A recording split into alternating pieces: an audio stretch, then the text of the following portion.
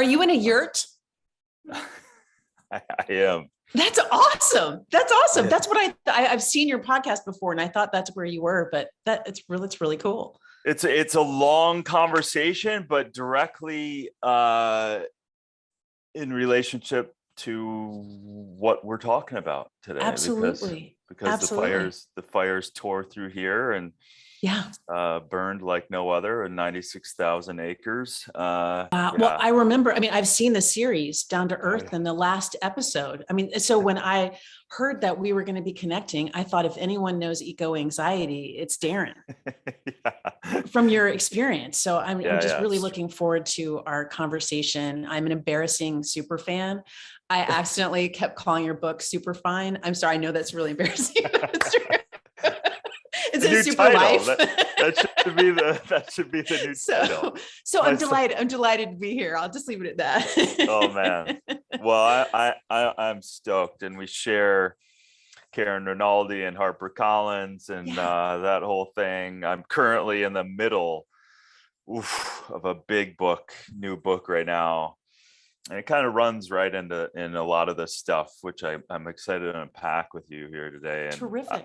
Terrific. I was trying to get through your book, all of it, and I found myself just enthralled, right? And I'm so glad. And since you're a fan of Down to Earth, here's what's interesting. It kind of sets up our conversation as well, because somehow we hit a chord where it wasn't hitting the drum of climate change or environmental anything.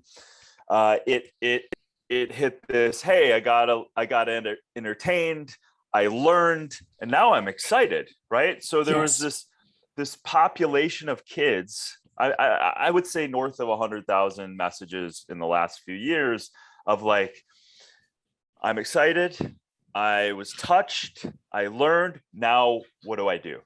Yes.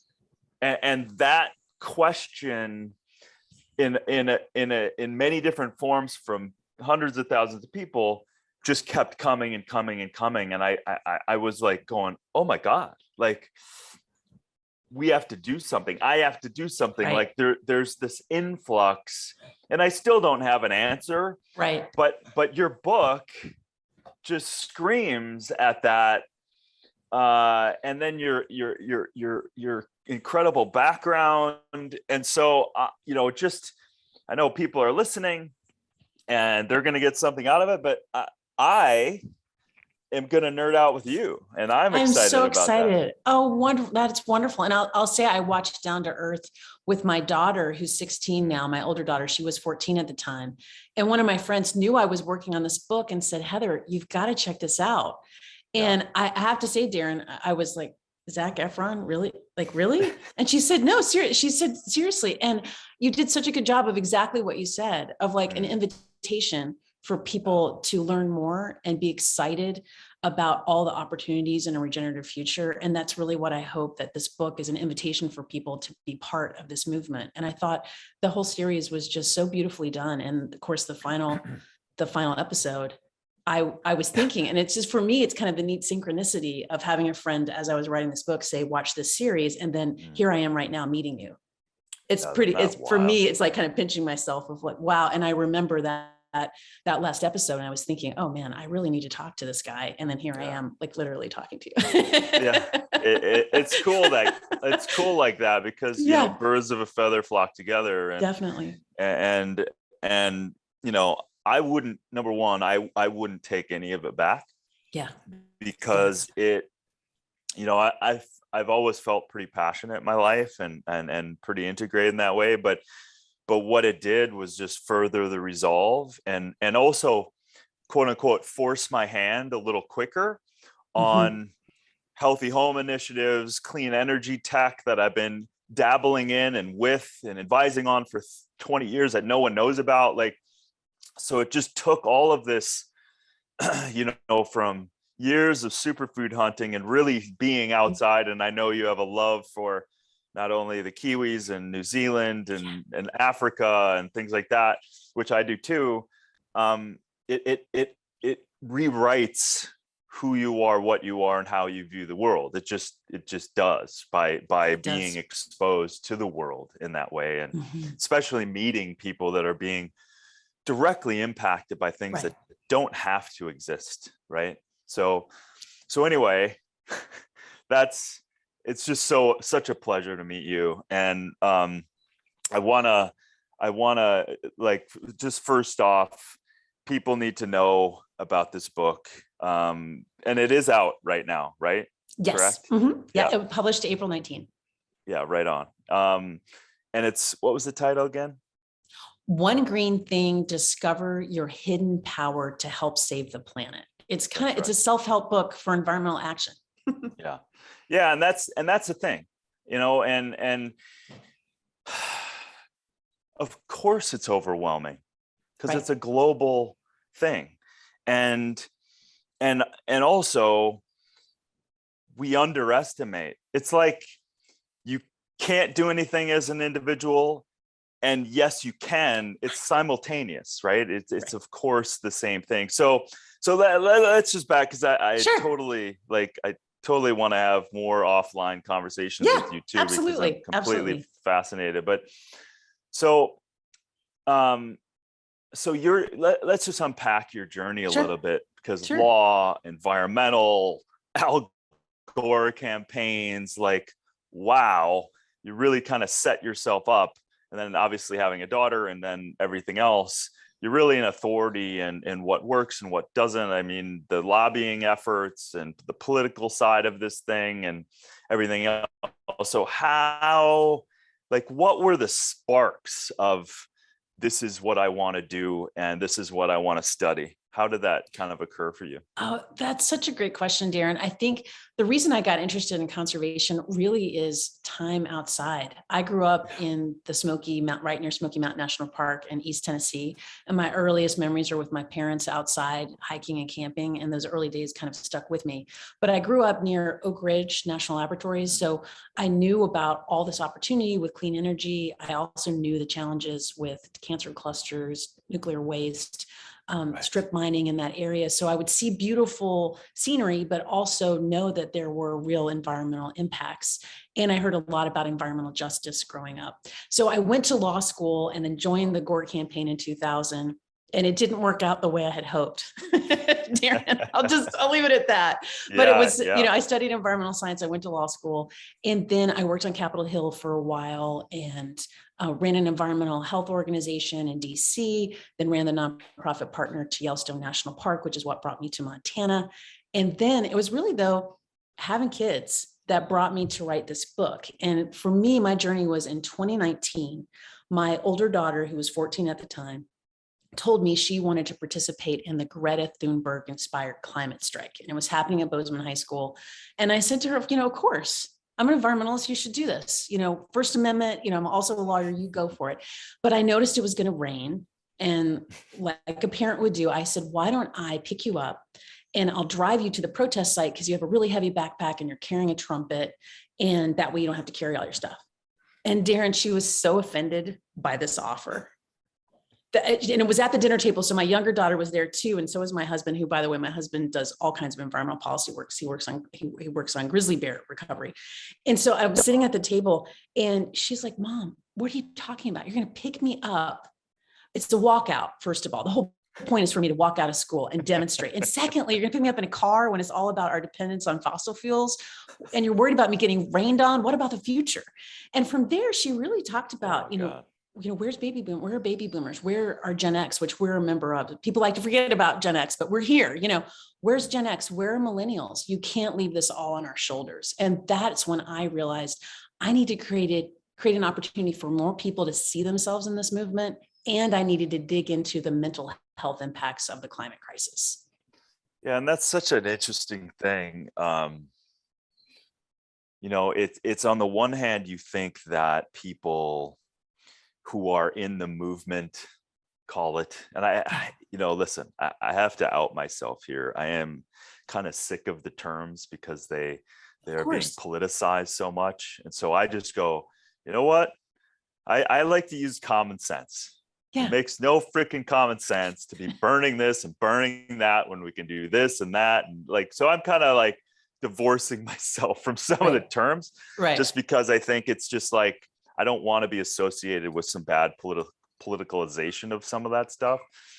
That said, that I think that what you, and which it was so wonderful to read about this part of it, and just what you just said about your daughter in this reflector of, so I think my point is that, you know, people, quote unquote, in these movements of trying to wake up the rest of the world to help make some more common sense choices, that's one thing.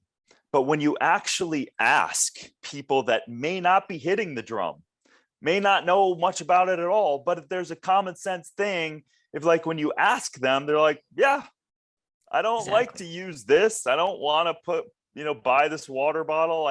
And so there is inherently this anxiety. And it's not just this little class of people over here that are tree hugging. It's everybody, because you as a human knows that, you know, this water bottle I have, where's it going?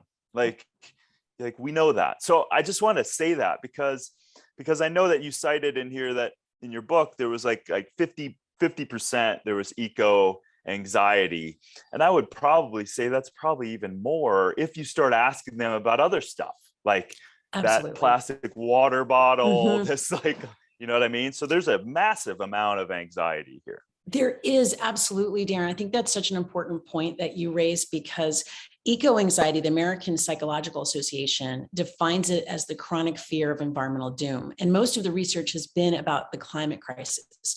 But I think now the climate crisis encompasses everything: plastic pollution, water pollution, toxic chemicals, any environmental issue. And once you start learning about these things, like going on the journey, like so many of your viewers did with Down to Earth, you can't unlearn them, right? You have to, you realize that you need to get involved in somehow. And that's really what the book is all about, is trying to say, hey, here's a way for you to think about how you can use your unique strengths in service and taking action, these small actions every day. And you talk about this, you have great, like an Instagram reel all about the small choices you make and how important it is to not only, it's not so much about your carbon footprint as an individual, it's more about the culture change. Because if you're mindful each day, and I call that daily practice a one green thing, if you do a one green thing each day based on your interests, on your values, on your strengths, you can really shift the culture. And you're right about all the words we use and the polarization when it comes to climate crisis. And I even say in this book,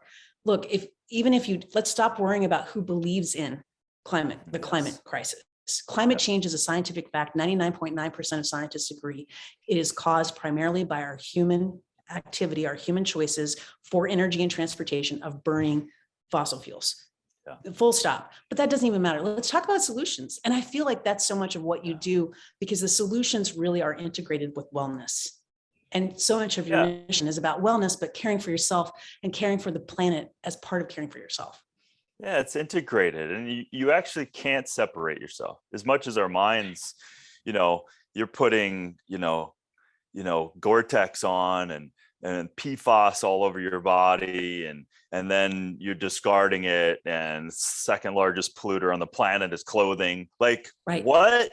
Like, people don't realize it's all integrated with all these faux materials now, and chemicals and petroleums and everything else. So it's like, but then you put it on your skin, and it's neutering you. So you know, endocrine disruptors and phthalates and formaldehydes and all of that stuff. And guess what? It's horrible as it goes down the drain, right? So that's where I think this powerful impact of awareness with bringing in integration, because we're not integrated. But if we have better choices, and that's what I love here. It was so cool the way you put this up, like the service superpower assessment that you have, and these kind of what I would call them like these powerful archetypes. So talk to me about that, because this is something that if I had this information, at least in first season, we got the second season coming out in the end of summer, that this is a place to help funnel people so that they can understand, because it's also that self-assessment, like where are my strengths? And so why don't you break down this service superpower assessment that you have that helps people kind of who they are, what they are, and helps them move forward to kind of integrate and be more than they are in the world. Thank you, Darren. And I think the most important thing is for everyone to know that everyone is welcome and everyone is needed in climate action. And so that's why I developed this assessment. And it's a lot like Enneagram or Myers-Briggs. And you're absolutely right. They're these archetypes. And that's the point of them. There's 7 different archetypes. They come from my more than 20 years experience in environmental advocacy, from Capitol Hill and, being a lawyer to fundraising, you name it. And so the seven archetypes, I'll just go through them really quickly. One is the adventurer, which I suspect you are. And the adventurer is someone who is a risk taker, who loves the physicality of the outdoors. They're hands-on learners. They love to take people outside of their comfort zone. And the adventure is really important because you're a natural educator and teacher, and you can help people be excited about the opportunities and the positivity that we have as we're thinking about climate solutions. Then there's the beacon, and this person's totally focused on social justice. They're the people who are comfortable. This is my older daughter. You just give them a megaphone or they're behind a podium and they're ready to protest. They'll speak truth to power. They're visionaries. They're often entrepreneurs. They're the people who can show you the way. Then there's the influencer, which is all about people. And they're about connecting folks, about helping people see each other in the movement and bringing them along. And then there's also the philanthropist, which is kind of a big name. And it's not the monopoly guy, with the monocle. The philanthropist is the giver. And this is what I am. I'm a giver. They're all about giving time, resources, their networks to try to help the cause move forward. And without those resources, you really don't have a movement. And then there's the spark, which is fun because a lot of my friends are like, oh my gosh, I now know I have a role. And the spark is the person who says, sure, I'm in. And without the person who's the cheerleader, who's like, yeah, Darren, I'll go with, yeah, sure. You want to go to Peru? No, I'm in. Without that person, that +1, there is no movement. And then there's the sage, which is focused on the spiritual aspects of nature. They can kind of bridge the divide across politics and also across generations. And they're very focused on how we can communicate. And then finally, there's the wonk. And a lot of environmentalists, as you know, and you've interviewed, are wonks. And I know you have a lot of wonk in you too, right? That they're all about the charts, the graphs, the data, the science. But I think one of the things we need to do as a community is develop all aspects of these 7 different archetypes so we can communicate better and bring more people in.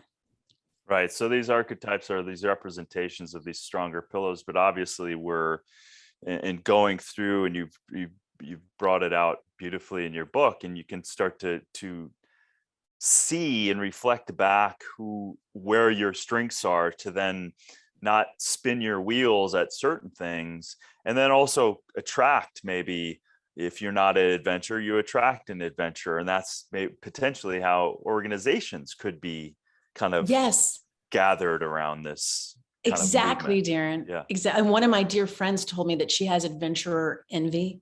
She's like, I want to be an adventurer, but I'm just not. But when she found out she was a philanthropist, she was like, oh, great. You want me to bring a bunch of influencers together and raise money for this land trust? Boom, I'm in. That I can do. But if you ask me to plan a canoeing trip, I'll be the spark, I'll go along, but that's not me. And so I think that's important, is that because the issue is so overwhelming, people think, I need to have a PhD in climatology to be part of this movement. You don't need a PhD in anything, but you do need to figure out how you can apply your strengths. And the idea, and in the book, I have a 21-day action plan, very similar to Super Life, 21 day plan for you to, based on your strengths, to do one thing each day, a one green thing each day, with the idea that you're building a good habit, right? A sustainable habit that you're more likely to stick with because it's part of your identity, because you're a sage and this is how you show up in the movement and show up for others. But it's also a way for you to create that culture shift, which is what we really need. And I feel like so much of your work is all about bringing people along with that cultural shift that we need, Darren, that's focused on the positive vision of the future. I mean, so much of our conversation is about taking away, like, you're going to take away my car, you're going to take away my nice house, you're going to take away my things. And it's no, we can create something better than before. This idea of the regenerative future, which I think you do such a great job of showing people, not just talking about it, but showing them the opportunities that we have with the clean energy future. It's really exciting. Yeah, I mean, it's like, listen, the great Paul Hawken, when he describes regeneration, it's like you're not limiting anything, but you're following nature, and you put a seed in the ground and it grows, and you get pleomorphic seeds from that. It's one plus, one equals thousands, right? So that's the idea. I think we've reduced things down so much. Okay, cool. Like, you want a sustainable house, so you have a tent and solar panels, and your stove doesn't work, right? It's like, no, these things don't have to occur this way, nor do you have to give up products. We know that products are being healthier and less chemicalized and things like that. So these are ways, but I love that. And listen, let's talk about just the mental health side of things, because I know for me that when I align myself with things that I care about that are beyond myself, the environment, the clean energy, like using my skills towards other things, it feels good. Even though sometimes things don't move fast enough and whatever, but you're contributing to something that is greater than yourself, and that feels good from a mental perspective as well. Absolutely. And I think one of the things we really need to focus on as society is this idea. I call it, this is a chapter in my book, I call it think beyond your age. But the idea is intergenerational partnership. And these young people are really hurting post-pandemic, and you were talking about everything, the cascading crises of the pandemic. We have climate change. We have obviously racial injustice. We have super huge challenges politically. We have the war in Ukraine, talking about nuclear threats potentially. I mean, it is overwhelming if you're a teenager right now, and there is a mental health crisis for young people. And what we need to be able to do is create space for them to share how they feel. And that study that you were talking about eco-anxiety, there was a survey in September 2021, 10,000 young people globally, ages 16 through 25. 1 out of 4 said they did not want to have children because they're so worried about the future.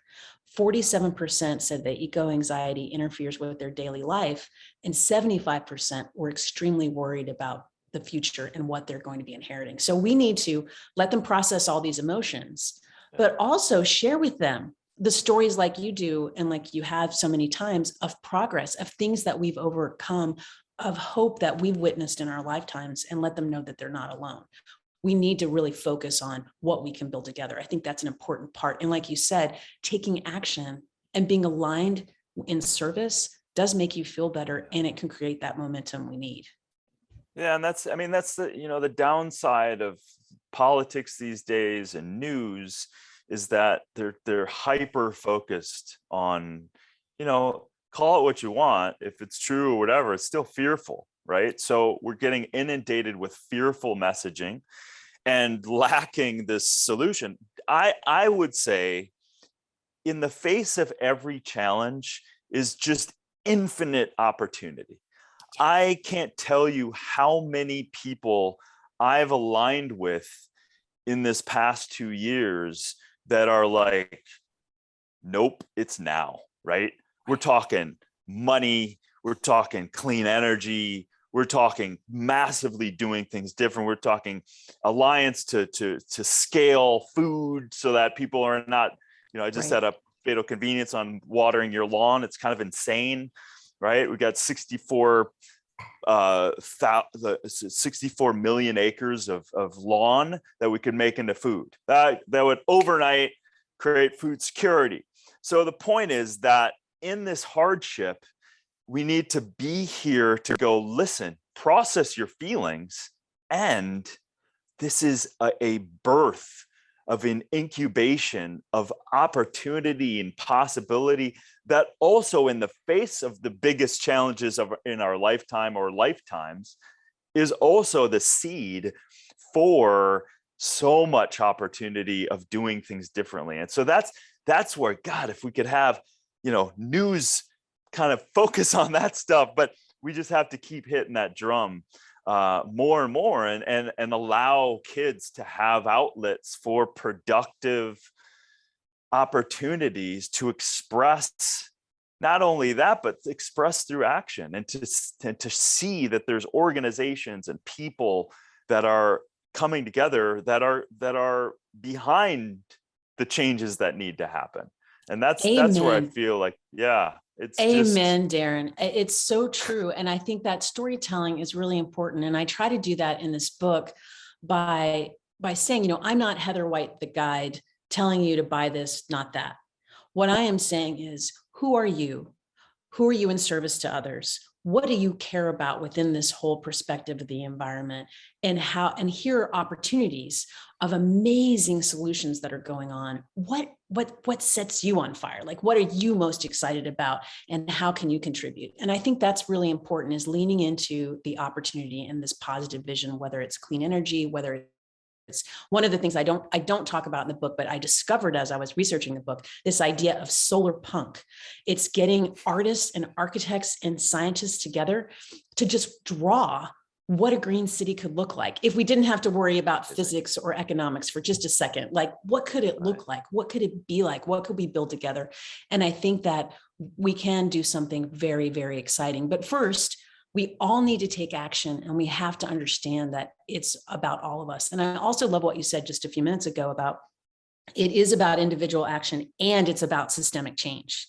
But we can't have these big policy solutions or market solutions without individuals' action. Like that action is what drives these big solutions to be able to take solar at scale, for us to, live like people do in Costa Rica and some of these amazing places that you showcased. If like creating opportunities, one of the solutions I talk about is greening school food, and great organizations that are working to try to do farm to table in school, so kids have healthier nutrition in school. But it can also be a climate solution, a very powerful one as well. So there's all kinds of neat ways for us to be creative and harness the energy of these young people and their entrepreneurial spirit in creating this beautiful vision for the future. But that said, the news is really tough. Yeah. Darren, it's tough. I mean, the United Nations saying code red for humanity. There was a report just recently, the global assessment report, that said they anticipate, if we don't take strong global action, that we're going to have 1.5 major natural disasters every single day, that we can expect that starting in 2030 because of climate change. So we've got to balance the reality of the news is tough and we're not on the right path with all this potential. And that only happens with this kind of daily practice of sustainability, is in my view. Yeah, I mean, that's it. That's it 100%. And I that's why I'm so excited to meet you, and because and to have this discussion, because what is that line? Because I like to reverse engineer everything. And so it's like, okay, you're having an issue, you have to turn into it and face it and have the hard conversation. Like talk about an intimate relationship. You feel something, or someone said something. Everyone for the most part, people are so horrible at dealing with anything. They don't want to be uncomfortable, so then they push it under the rug. They don't say something to their partner, their spouse, their children, whatever, and then something starts building, resentments and more pain, and then people blow up, and then it's out of proportion. So I'm like, you could literally just take that same model and place it on what the hell we're doing here. It's like, okay, you're burning fossil fuels, making 400 million metric tons of plastic every year, having no clue. Like, come on, recycling doesn't, like, not 7, 8, 9%, maybe it only has one turn anyway. So recycling really doesn't exist. It's insane, right? And we should put taxes on people that keep making that. So there's a lot of that stuff. So my point is that we have to face it, but then so it's like, yeah, when you hear the real news, I don't even know where the hell the real news is anymore. But when you kind of in this long enough and you start going, okay, you know, maybe we should do something different here. You have to face this stuff. And then once you face it, you can heal through it. How do we get here? Who's involved? And how the hell do we get out of it and change it? You know what I mean? And that's where I love your perspective on, because you're in an area that I have zero experience in whatsoever. But like, because and this is a simplified version. My simplified version is, of course, it's very simplified, but it's so easy to go, I'm not that impressed with the UN. I don't think they've handled a lot of problems and they just keep saying the same thing. And I kind of like start resenting, like, you know what, take your information and shove it. Help us create.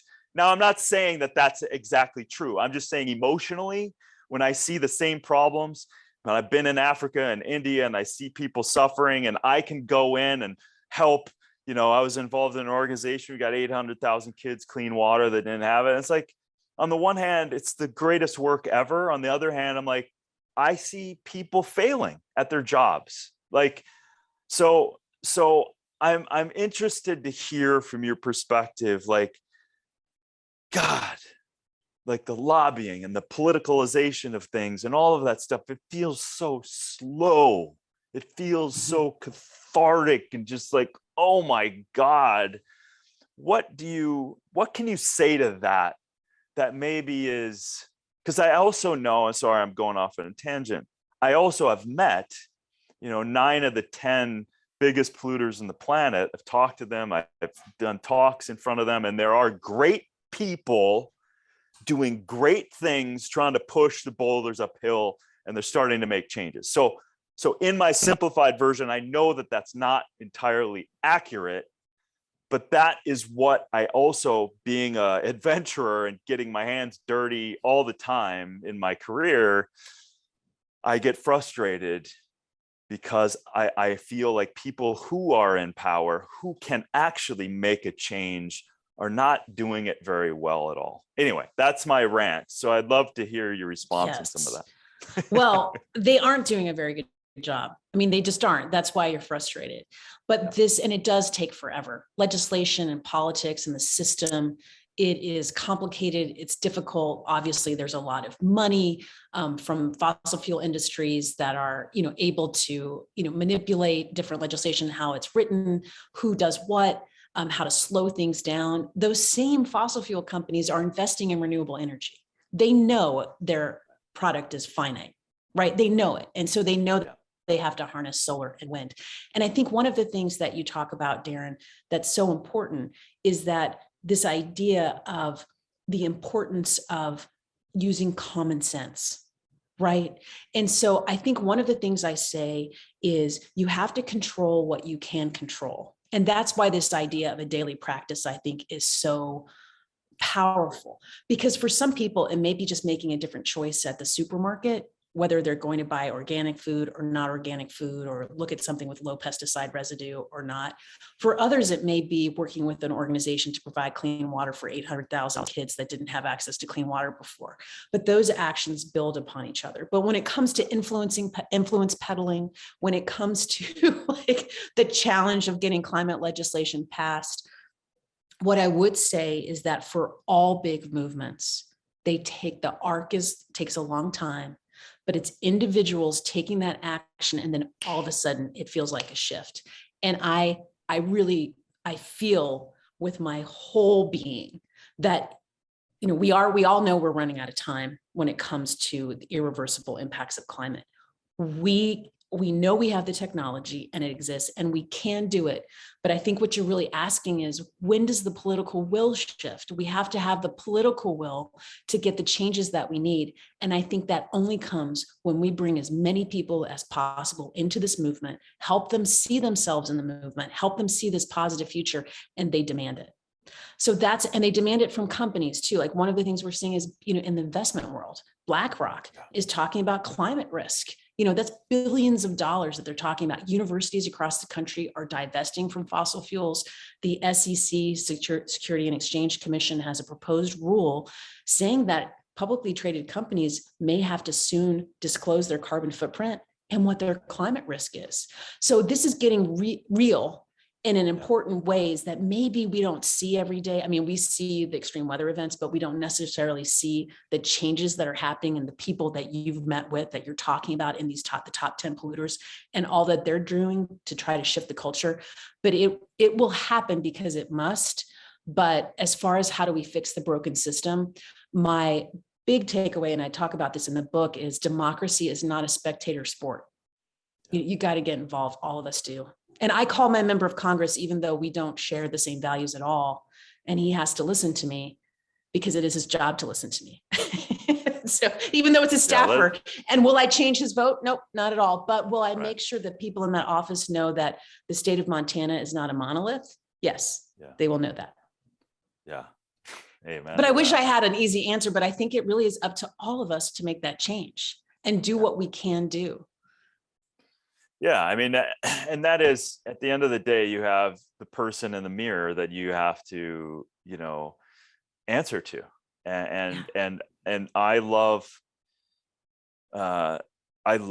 self-assessment. I think it's the core of every choice, every joy.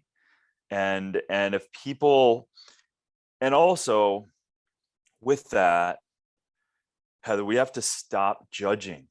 We have to stop doing this stuff. And even the politicalization of things, it's like, that's why I'm like, right or wrong and good and bad. And it's way too, that's why I'm like, you know what? I can have a conversation with anyone who loves guns, and I can have a same conversation with anyone who kisses trees. Doesn't matter, right? If I were to say, hey, listen, there is a way today to have clean water, grow your own food, have clean energy, truly clean energy, and have healthy shelter. Is that something you're interested in?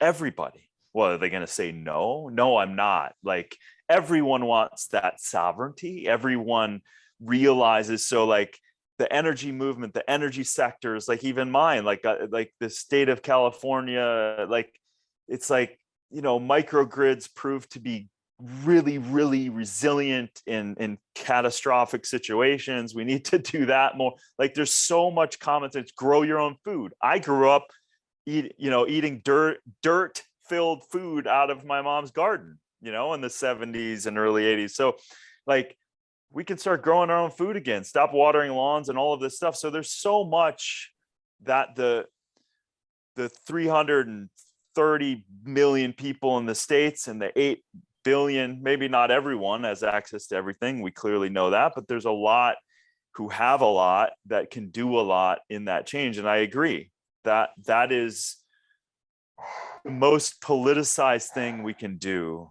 is the mass amount of people that are making that change, do that change. And it is only that these people that I've talked to, these massive companies, it is only that as to why they're changing, because the writing is on the wall. It's on the wall. The people want the change. And we're not even talking, I'm going back to, I saw reports where well over 85% of the people have this anxiety, who would definitely make a healthier choice if the choice was available to them. So Absolutely. We know from a capital, so like I've worked with nonprofits, I still will. And it's hard, right? It's a tough scenario. I love, that. Mm-hmm. I love conscious capitalism. I think conscious capitalism can do so much with the right leaders and the right CEOs and the right people. I think that and the money and we got to make money. That's part of the sustainable model. But you don't have to strip the world and hurt people in the process, right? Right. So that's where I want to continue to focus and continue to support entities and companies. So what are your thoughts on, I have so many questions, but like the landscape of like, what are some of things that recently has excited you about changes that you're seeing that maybe people don't know about? I'm so excited about what we're seeing with sustainable brands. Everything from one of the things I do is I have the 7 archetypes, and then I profile eco heroes that are within those archetypes. And so one is Beauty Counter, which is a makeup line created by Greg Renfrew, who, once he realized that the Food, Drug, and Cosmetic Act had not been updated for cosmetics since 1938, she realized that there needed to be opportunities for not only companies to create cleaner products, but also drive the change. So her consultants, kind of like Mary Kay, if you think back to that, but it's obviously super updated with Beauty Counter. Her consultants also lobby Congress, so they use their capital and their influence by creating this new brand to actually take action to try to update the Cosmetics Act. And we've seen California update its cosmetics regulation, and that's a huge driver. So that's just like one example. I think the other opportunity is what we're seeing with the price of solar just coming down so quickly. I think a lot of people are like, look, I don't have $30,000 to put solar panels on my house. Can I still be an environmentalist? Does that count? But now we're seeing power purchase agreements, so you can finance, and it makes a lot of sense because you'll save over time with solar. So Sungevity, there's all kinds of great Mosaic, great companies like that on the market to bring solar, even places to like Montana. So that's just very, very exciting. I also am seeing a lot with sustainable design. I'll say that Rent the Runway, Gwenny B, all these opportunities. I just saw that Lululemon is taking, for Earth Day, they just announced that they're taking worn clothing back to try to recycle it from customers, which is awesome. And I realize the brands that I'm talking about are not like necessarily everyday brands yet, but I think that there's an incredible opportunity when they go to scale. I think the other thing is young people, Generation Z, those born after 1997, expect this. They expect to hear about sustainability, about corporate responsibility with their employers. And I think they're a real driver for that change. I also think this generation is focused on environmental justice and the intersectionality between racism, economic oppression, and the environment and how it all relates. So they're asking brands to really talk more about equity and what they're doing to bring equity policies to the table. So there's so much innovation and excitement going on in those areas, not to even mention we haven't even talked about regenerative agriculture and just the huge shift we're seeing with soil health. One of the eco heroes I profile is a woman named Robin O'Brien, who got really focused on food additives when her kids had an egg allergy. And then from food additives, even though she has an MBA and worked in capital markets, she now has a soil health fund where she's trying to help farmers make the transition from conventional ag to regenerative. It's not organic, but regenerative, to really focus on soil as a carbon sink. So there's all kinds of amazing opportunities that get me excited every day.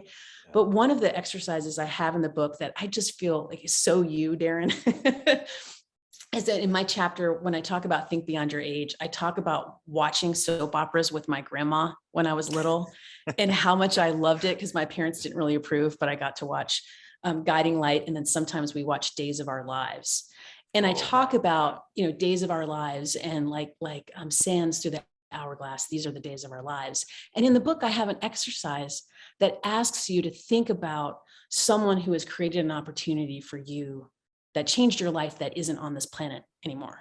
And they may be related to you, but they may be even a figure in history. And then I ask you to, write those names down. And then I ask you to envision that it's 2050 and you're meeting with a teenager that you are related to. And what are they going to thank you for? And what are they going to wish you had known? And I think it's important for us. And a lot of times when I'm doing book events and talks, I start with that because I think it's important for us to break down all this, the shame that you were talking about and the polarization, and start talking about legacy. What do you want your legacy to be? And no matter where you are on the political perspective, most people, and I'm saying this as someone who is from East Tennessee, spent a lot of time in Kentucky, working in a coal mine, that is really, really hard work. Is that necessarily what we want teenagers in 2050 to be able to be doing? We can create opportunities in this renewable, regenerative future that are exciting, that are future. ancestors, I call them future loved ones, can thank us for. So this idea of being a good ancestor, I think, is really powerful too. Yeah, I love that. And just to illuminate the coal side of things, there's some really, really amazing people working so hard, and these kind of energy sources are still being used. I mean, what, 65% of the California power, you plug in your electric car and it's not coming from anything renewable. Right. It's like, so we have to get our head around like that. We got to pull the string a little farther. We got to look. I love that. The legacy. Like, we have to not only look at legacy in terms of products, what are you buying? Where is it going? The delusion of plastic being recycled. Okay. We just unpacked that, which so we have to understand that. And then how are you aligning yourself up with your values? And I think exercises like you have in the book are like, we need to do enough stopping to learn a little more of ourselves, right? And to learn, or else we're just reacting. And if we're staring at the news all the time, or social media or whatever, what we're being programmed. It's not, that's why I'm like assessment and meditation and like things that you would like, listen, you'll wake up one day and you go, what the hell am I doing? Where am I going? Ask anyone listening right now, ask yourself that question right now and start writing out. Get your book, start figuring out, take a second, take 5 minutes every day and just start to cultivate what you really care about. And are you in alignment and in action with what you care about? Because this is it. This is our life. This is it. It's so powerful, that action. And one of the themes I talk about in the book is come as you are. And when you talked about the shame, it's something that I hear about a lot, Darren. I bet you do too. I have friends who are like, Heather, I want to invite you over, but I need you to know I have Ziploc bags. And I'm like, I can still come to your house, or I have a friend who says, okay, I just need you to know that my husband has an F-150. Is that, I'm like, oh, like, yes, you still can be part of this movement. You don't have to like confess your environmental sins to me. Right. Because that's not how it works. We do have to have these systemic change. So we have these opportunities to make better choices. But even if you do have, Ziploc bags, right? Like, of course, we live in a modern day society. I mean, I have young people that are like, how can you sell your book on Amazon? Well, because it's 2022 and I want to reach as many people as possible. You're going on a book tour. Well, I've offset my travel through Green Mountain Energy to buy carbon offsets, for my airline travel. But there are things that you can do and conversations we need to have where people need to know as you're making that reflection, like, what am I doing with my life? This is it. What is my legacy going to be? That if you care about the future and you care about what I call future loved ones, those people that we are going to love that we haven't met yet, that are in our future, we will love them and we will want to know them and we want them to have a better life. If you care about that, in my book, you're an environmentalist.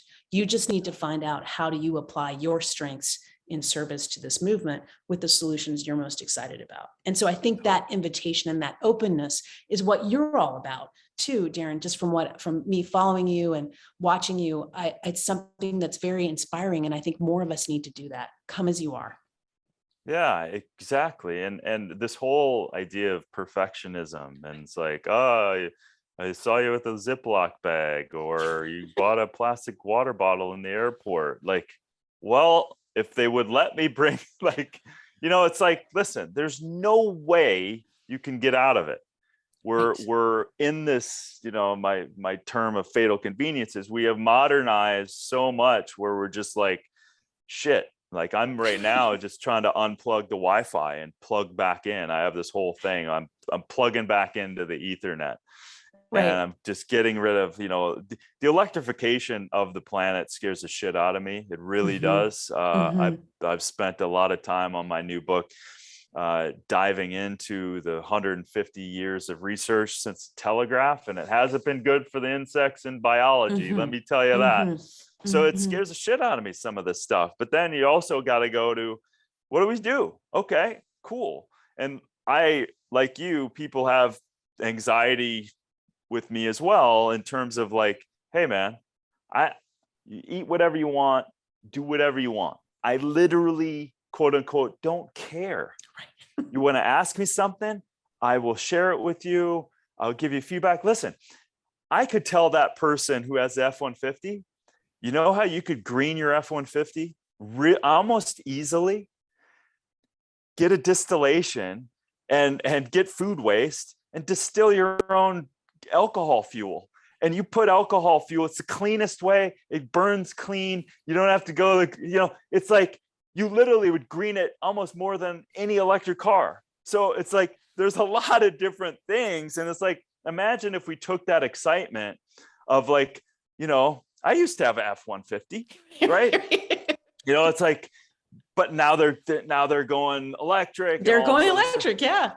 Yeah. So there's a lot of, but also you pull that string, like they're mining precious metals. Nothing's perfect. Right. And even when we have season 2 of Down to Earth, I was in some uncomfortable situations where I was like, shit, I don't even want to be on this episode. Right. And then I came to realize we have to witness this stuff, and things are imperfect, but they're better. Right. So like, if I could turn off factory farming tomorrow, it'd be awesome, but it would be horrible. Right. It would just destroy the world overnight. It's impossible. You can't do it. But there's steps we can take together with the big companies, with the thing, and and do this thing together. It's not perfect, but we all can move together more. We can be better. And let's be better. Let's be better. Let's wake up without judgment. Let's just like, hey, you know what? I yelled at my spouse yesterday. That was stupid. Like, I didn't need to do that. Like, I can be better. It's just, I don't have to buy plastic this. I can use glass. Like, we can be better. Right. Like, and you can also push for the Break Free from Plastic Act. We can push for these big changes while we're making these smaller decisions. And one of the stories I talk about in the book is climbing Kilimanjaro in the 90s. And there was this group of really ultra fit British women. And they made fun of me and my friends because we were not like in great shape, and we took forever to go from hut to hut to hut. And they would ask us, how long did it take you? And I was like, I don't even know you. Like, why do you care how long it took me and if I'm slow? And what happened is that, I reached the summit, Uhuru Peak, but none of the Brits did because they went too fast and didn't let their body adjust to the lack of oxygen.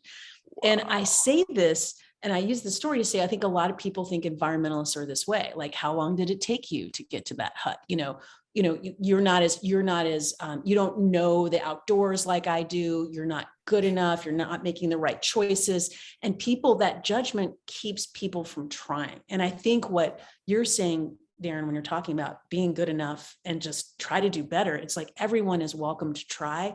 And the trying does count. It's not going to solve the climate crisis. I am not going to solve the climate crisis through my book. But my hope is to create more people in the movement, have them feel like they're welcome, have them show up in the way that's authentic to them, in a way that does create that culture shift we need, so we can have the big changes. And I think that when we see our role in that context of not like counting our carbon individually, companies are going to have to do this soon, but like counting our carbon like calories, if we start thinking about the intention, almost like a meditation of our act in sustainability, we can create that shift of consciousness that can make the solutions at scale be real. Yeah, exactly. That's it's my like, hope. listen, a good idea, and you make one choice, you feel better. You start resonating to other people, like you start having cool conversations. You have an idea, you run into a friend who knows a friend, you get funded. Like, man, like that's how this works. That's exciting. And especially when you start realizing that when you've aligned your passion, your purpose with with a job, with the environment, it's doing, there's nothing perfect, but it's doing less and less and less harm and doing more and more and more good. Then it's like, cool. That's how you make shifts. And they're small shifts that lead into, I mean, look back at back at 10 years, look back at 5 years, look back. And it's like every day, if we don't align ourselves and make those small changes, then we're just reacting. And then we're back Absolutely. to that fear model that's kind of probably going to take us as an undertow of the ocean of fear. And it's like, that doesn't go well. And this fear is really real. And I think it's up to us, other generations, to let these young people know we can do this and you're not alone. Like, for example, I'll tell you, my older daughter, I was talking to her about, hey, when you go to college, maybe you might want to get a master's in sustainability. And she said, Mom, in 10 years, I'll be 26. Isn't that too late? And I'm like, no, it's not too late. Like 10 years is not too late. And she was like, what about this study? What about that study? What about this study? And I said, it's not too late. We're going to need as many people as possible helping these big solutions go, like whether it's regenerative farming, whether it's, a clean energy, whether it's, detoxifying all these consumer products where it's like going from plastic back to glass, or figuring out new materials that are compostable, that are plant-based. We've got to tackle all this together. These great opportunities. We're not running out of time, but these young people, so many of them, like even there was a recent survey of 4-H, which I know that of 4-H, but for folks who aren't in Montana and didn't grow up in Tennessee, 4-H is a great agricultural leadership program in schools across the United States. But there was a survey of 1,100 4-H kids, and 85% thought that we weren't doing enough on climate change, and that it was going to be a defining moment for their generation, the impacts of climate change. So I think that all that you're talking about, this idea of doing what you can as an individual, assessing yourself, finding your role in this movement, aligning yourself with your values, realizing that taking care of the planet is self-care. Leaning into your legacy and getting involved is so important, and it does matter, because unfortunately, because we've been talking about all these, the United Nations agreements, the Paris Agreement, the Glasgow Agreement, and you've said, and these kids see it, you've seen a lot of people fail. You've seen it, they've seen it, Darren, maybe not as close up as you have. I think it's important for us to not only talk about hope, but let them know that we're committed to intergenerational partnership and equity, because the young people are going to experience these effects in a way that we haven't if we don't make those big shifts. So I think having these intentional conversations and this intentional self-discovery and getting excited about the future and what's possible is so powerful. And that's what gives me hope ultimately.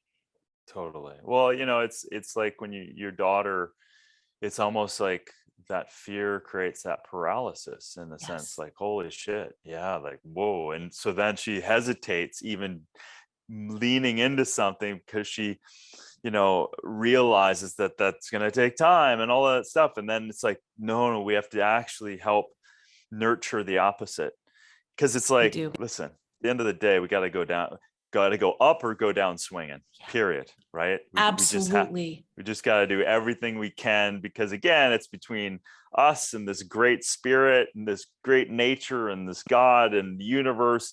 And it's like, let's just be the best version of ourselves and just let it rip. Right. We have to. They're depending on us. Our future loved ones are depending on us to make the right calls now. And we don't know what the right calls are. We have a lot of good science that's telling us what they are, but we know that we all need to get involved. And one of the other things I'll just say, Darren, I think it's important, is I had a couple of friends say to me, well, Heather, your kids have eco anxiety because of what you do. Your husband's doing grizzly bear recovery and environmental policy. You've been doing this for 20 years.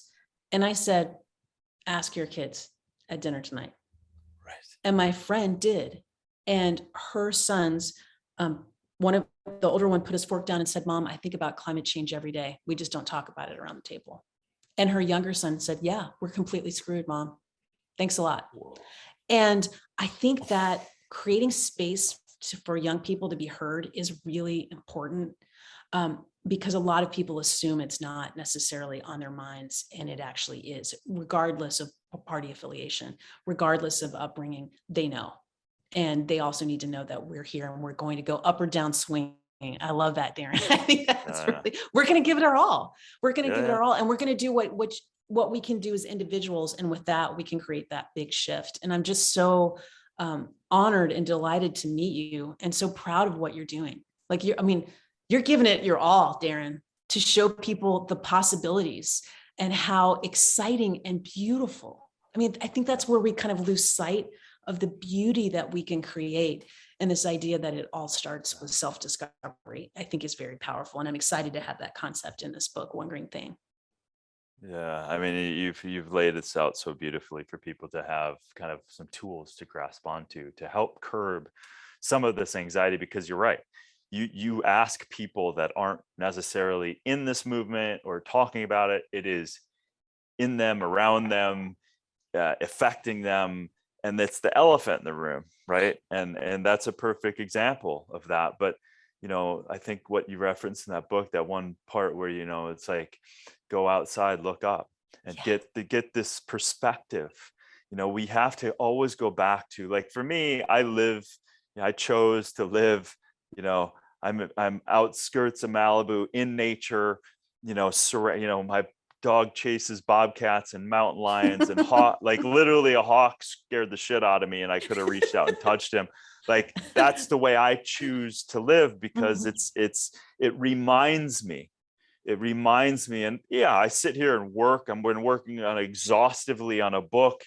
So but I sit outside and I look at the mountain. I try to keep, and that's what we have to connect back. Yes. The kids need to connect. Like, I don't want to be one of those older people that are saying, hey, put your device down, but seriously, put it down, get your feet in the ground, get your hands dirty, build a fence, go outside, like do something, just get outside and breathe in this incredible planet, because she definitely will kick us off like a bad flea anyway, and she'll go on. It's just a matter of what we want to do, because we're just extincting ourselves is really what it comes down to. And it's like, it's not her. She doesn't, like, you're not treating me all that well, and I'm a lot bigger and stronger than you. So if you want to keep doing that to yourself, fine, then it's on you. It's so true. And for folks who are suffering from eco-anxiety, that's the first thing. Obviously, if it's interfering with daily life, you go to see a mental health professional for sure.